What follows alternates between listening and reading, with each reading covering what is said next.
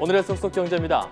정부가 올해 경제 성장률을 2.6%로 하향 조정하면서 21조 원 규모의 정부 돈을 미리 쓰는 재정 보강을 하겠다고 밝혔습니다. 하지만 우리 경제의 재정 의존도가 갈수록 커지면서 그 효과는 점차 떨어지고 있다는 우려가 나오고 있습니다. 잠시 후 경제 주민에서 짚어봅니다. 마땅한 일자리를 찾지 못한 조기 퇴직자나 청년층이 창업으로 내몰리고 있지만 창업자 3명 가운데 1명만 살아남는 것으로 집계됐습니다. 폐업하는 업종은 음식점이 가장 많았고 고용원이 없는 단독형 자영업체가 전체 사업체의 80%가 넘어 고용 창출 효과도 미미한 것으로 분석됐습니다. 네, 안녕하십니까. 경제특화 뉴스 쏙쏙 경제. 올해 첫 거래일 마감된 증시부터 정리합니다. 코스피는 소폭 떨어지면서 마감했습니다. 중국발 악재가 발목을 잡았습니다. 코스닥은 외국인과 기관이 팔자에 나섰지만 개인이 매도 물량을 소화하면서 강보합으로 마감했습니다. 글로벌 달러 강세 흐름 속에 원달러 환율은 30전 오르면서 1,208원에 거래를 마쳤습니다. 중국의 사드 보복 움직임이 증시에 부담을 줬습니다. 중국이 한국행 전세기 운항을 불허하자 대표적 중국 소비주인 아모레퍼시픽과 LG생활건강 모두 5% 가까이 급락했습니다. 덩달아 면세점도 타격이 예상돼 신세계가 52주 신저가를 기록했고 한화 갤러리아 타임월드 4% 정도 떨어졌습니다. 또 중국이 전기차 배터리 보조금 지급 대상에서 LG화학과 삼성 SDI의 배터리를 장착한 차량을 제외했다는 소식에 두 종목이 3% 안팎으로 동반 하락했습니다.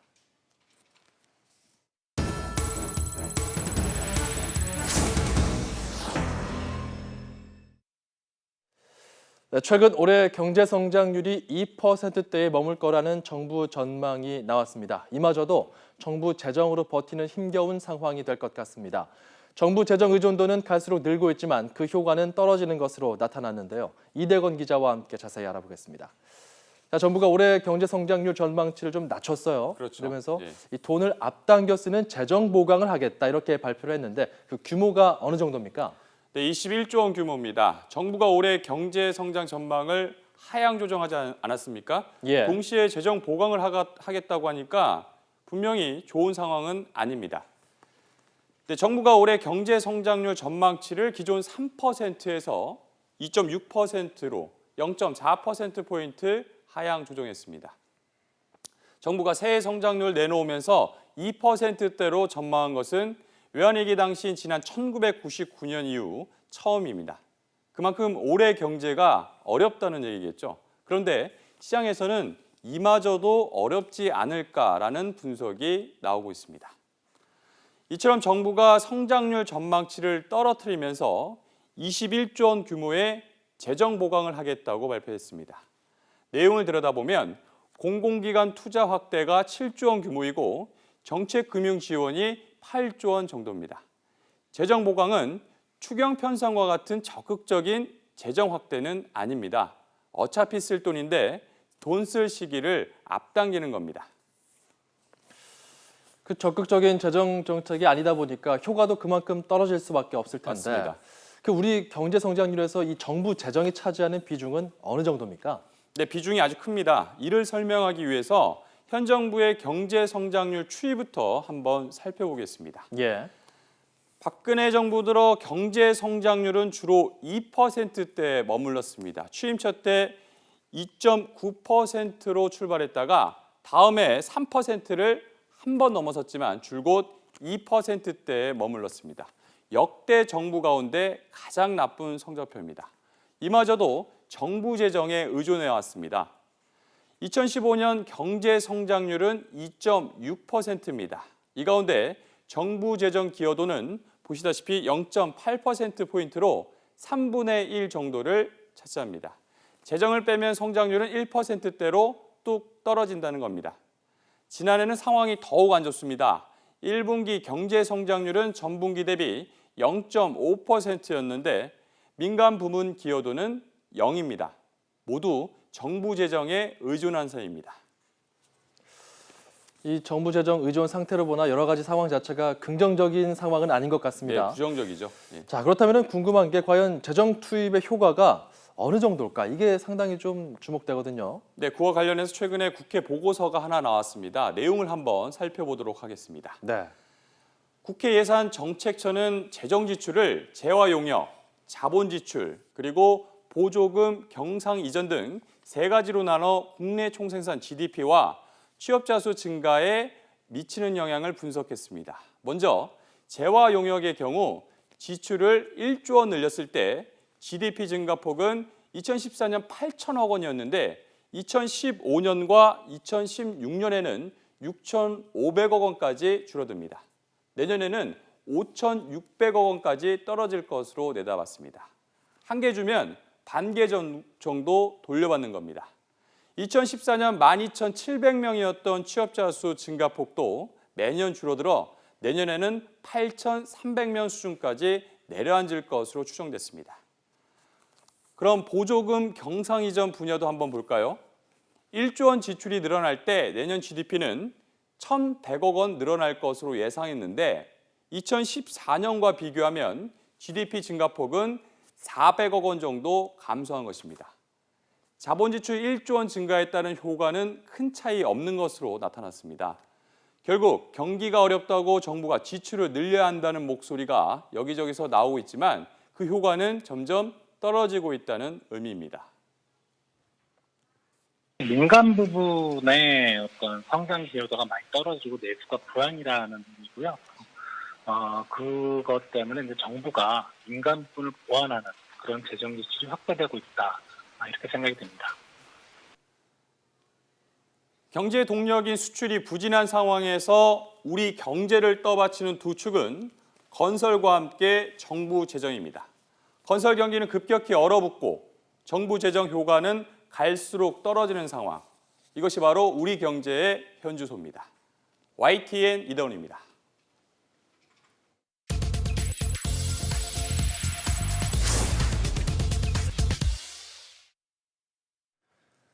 우리나라 치킨집이 전 세계 맥도날드 매장보다 많다고 합니다. 3만 6천 개로 집계됐는데요. 1년에 7천 개가 새롭게 문을 열고 40%는 3년 이내에 폐업하는 창업의 꿈과 좌절이 엇갈리는 곳이라 할 수 있습니다. 조기 퇴직자나 청년층이 마땅한 일자리를 찾지 못해 창업으로 내몰리지만 살아남기는 힘들다는 것은 하루 이틀 이야기는 아닌데요. 2014년 창업한 개인 사업자는 107만 명이었지만 2년 뒤에는 74만 명으로 떨어졌습니다. 하루 평균 3천 명이 창업했지만 2천 명이 사라져서 결국 3명 중 1명만 생존했습니다. 폐업한 분야에서는 음식점이 15만 3천 명으로 1위에 올랐습니다. 게다가 고용원이 없는 단독형 자영업은 살아남는다고 해도 고용에 대한 기여도는 미미한 실정입니다. 보도에 박성호 기자입니다. 국내 자영업은 이른바 생계형이 대부분입니다. 조기 퇴직자 또는 청년층이 마땅한 일자리를 찾지 못해 창업으로 내몰린 결과입니다. 더 심각한 문제는 창업 후입니다. 2014년 창업한 개인 사업자는 107만 명이었으나 2년 뒤에는 74만 명으로 급감했습니다. 하루 평균 3천 명이 창업했지만 2천 명은 사라져 결국 3명 중 1명만 생존했습니다. 14개 대분류 업종 가운데 서비스, 부동산과 임대, 소매, 음식업 등 4개 부문에 70% 넘게 몰려있는 점도 문제입니다. 업종별 종사자는 서비스가 20만 9천 명으로 가장 많았으며 부동산과 임대, 소매 순으로 내려가고 음식점이 가장 적은 18만 명을 차지했습니다. 하지만 폐업 쪽에서는 음식점이 15만 3천 명으로 1위에 올랐으며 소매, 서비스, 부동산과 임대 순으로 이어졌습니다. 음식 소매업처럼 별다른 기술이 필요치 않은 분야에 창업이 몰리다 보니까 그만큼 경쟁이 치열해지면서 살아남기가 어려워지는. 농림축산식품부에 따르면 2014년 기준 음식점과 주점업 사업체 수는 65만 개로 국민 78명당 음식점 1개의 꼴입니다. 통계청 자료를 보면 고용원이 없는 단독형 자영업체는 지난해 전체 사업체의 80%가 넘어 고용에 대한 기여도 매우 낮습니다. 자영업 난립은 가계부채 위기도 악화시킵니다. 지난해 9월 기준으로 자영업자의 대출은 소득보다 3.5배나 많은 것으로 나타나 가계부채의 뇌관으로 꼽히고 있습니다. YTN 박성호입니다. 지난해 국내 기업들은 각종 악재와 최순실 게이트에 연루되면서 어느 때보다 힘겨운 한 해를 보냈습니다. 새해 첫 업무를 시작한 오늘 기업들은 위기 돌파를 위해 혁신과 변화를 한 목소리로 강조했습니다. 김병용 기자입니다. 권오현 삼성전자 부회장은 올해가 어느 때보다 큰 위기라고 진단했습니다. 갤럭시 노트 7 단종 사태와 최순실 게이트 연루 의혹 등 지난해 터진 대형 악재가 올해까지 이어질 수 있기 때문입니다. 위기를 만든 것도 극복해야 하는 것도 우리들입니다. 엄중하고 냉정하게 현실을 직시하고 특검 조사를 앞둔 이재용 삼성전자 부회장이 시무식에 참석하지 않은 것도 같은 맥락입니다. 경기 침체와 내수 둔화라는 이중고에 시달렸던 현대기아차는 올해 판매 목표를 지난해보다 늘어난 825만 대로 늘려잡았습니다. 적극적인 시장 개척과 기술 혁신을 통해 위기를 정면 돌파하겠다는 전략으로 풀이됩니다. 올해 출시되는 다양한 신제품과 상품성 강화 모델을 적극 활용하여 침체된 시장을 공략해야 합니다.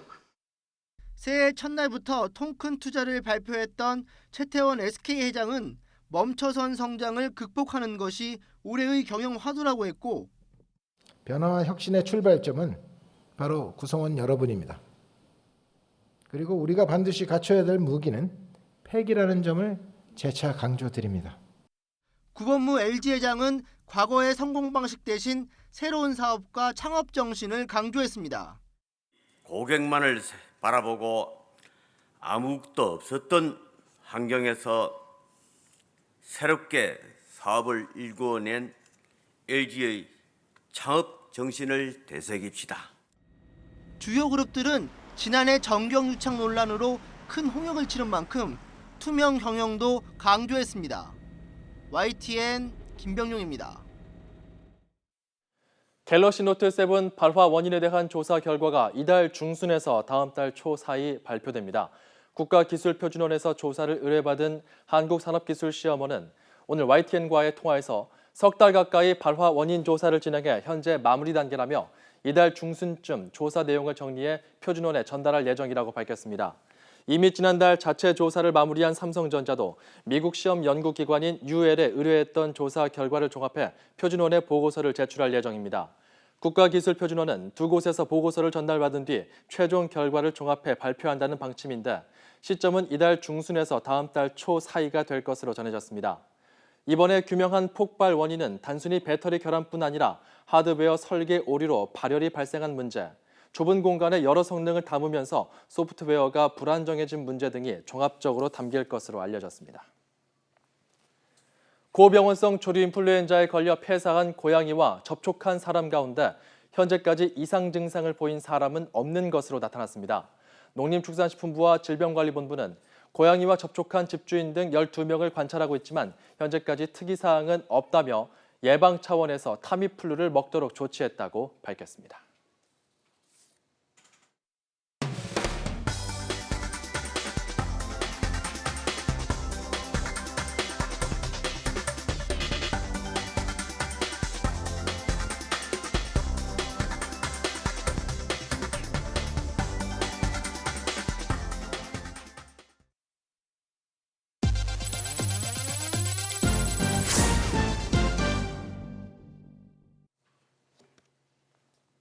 현대증권과 KB투자증권이 통합된 KB증권이 오늘 공식 출범했습니다. KB증권의 자기자본은 지난 연말 1,800억 원 규모의 현대증권 유상증자를 비롯해 모두 4조 원을 넘어 초대형 투자은행의 조건을 갖췄습니다. KB증권은 자산관리와 기업투자 금융을 핵심 과제로 삼고 은행과 증권사 운영의 경험을 바탕으로 시너지를 창출한다는 계획입니다. LG전자가 일반 가전에 이어서 빌트인 가전에서도 스마트 기능을 탑재합니다. LG전자는 올해부터 시그니처 키친 스위트, LG 디오스 빌트인 등 국내외에서 출시하는 빌트인 가전 제품에 무선 랜을 적용하기로 했다고 밝혔습니다. 사용자는 LG 스마트 홈 애플리케이션을 스마트폰에 설치해 냉장고, 오븐, 쿡탑 등 스마트 기능을 탑재한 빌트인 주방 가전을 제어하거나 작동 상태를 확인할 수 있습니다. 현대 엔지니어링은 우즈베키스탄에 용접기술 교육센터를 세워 기술 전파에 나섰습니다. 용접 경험이 있는 인근 주민 26명은 12주 동안 전문적인 용접 기술 교육을 받게 되며 우수한 교육생은 우리나라와 우즈베키스탄, 러시아가 합동으로 추진하는 현지 가스 처리 시설 건설 현장에서 일하게 됩니다. 저비용 항공사인 제주항공이 올해 정기 노선을 50여 개로 늘려 1,000만 명을 수송하겠다고 발표했습니다. 항공기를 현재 26대에서 32대까지 추가 도입해 중국과 동남아 노선을 강화하고 오는 3월부터는 지난해 결성한 저비용 항공사 동맹 밸류 얼라이언스를 통해 노선 확장도 시도할 계획입니다. CJ 푸드빌이 운영하는 베이커리 전문점 뚜레쥬르가 중국 충칭에 법인을 세우고 1, 2호점을 열었다고 발표했습니다. 인구 3천만여 명에 달하는 경제, 무역, 금융 중심 도시인 충칭 지역에 국내 베이커리 브랜드가 진출한 건 CJ 푸드빌이 처음입니다. 베이징과 상하이, 광저우에 각각 법인을 세운 CJ 푸드빌은 충칭 지역에까지 법인을 설립하며 4대 거점을 중심으로 중국 모든 지역에서 매장을 확장해 나간다는 계획입니다. 네, 잠시 후 6시에는 뉴스통이 방송됩니다. 쏙쏙경제 여기서 마칩니다. 여러분 고맙습니다.